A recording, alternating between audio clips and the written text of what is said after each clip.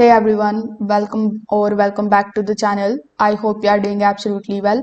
In today's video, I will show you exactly how to view the open interest on Tradingview in 2026. Now, if you are interested in purchasing Tradingview subscriptions, now is the time for you to purchase it because currently you are going to get 80% off on all of the subscriptions that are provided by Tradingview. So if you are interested in this deal, you can just check out the link in the description.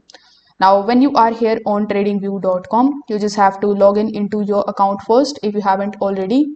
Once this is done, simply use the search bar here on the top and you need to simply search for or basically launch the chart of any of the symbol that you want to see the interest of.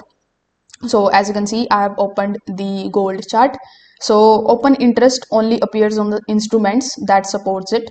So it can be like a CME futures, crypto futures, or some of the other options data. So once your chart is opened, you just have to look for the section of the indicators. It will be here on the top. So when you click on the option of indicators in the search bar of the indicator, you just have to look for one indicator which is called future OI. So here, as you can see, we have the option of future OI. So I'm gonna be just clicking on it in order to add it here on my chart. Now you can also look for another indicator which is called open interest. So once you have found it, simply just mark it as star and click on it once. So once the open interest indicator is opened in front of you, it is going to look something like this. Now the indicator, when it appears here in the separate window below of your candle, it is going to show you the total number of the open contracts for that symbol.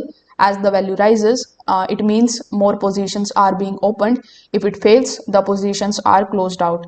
So currently in my gold chart, it is not showing any kind of data over here, but if I click on the option of BTC or any other stocks, it is going to be look something like this. So if this video helped you out, make sure that you give this video a like, subscribe to the channel for more trading view tutorials. Thanks for watching.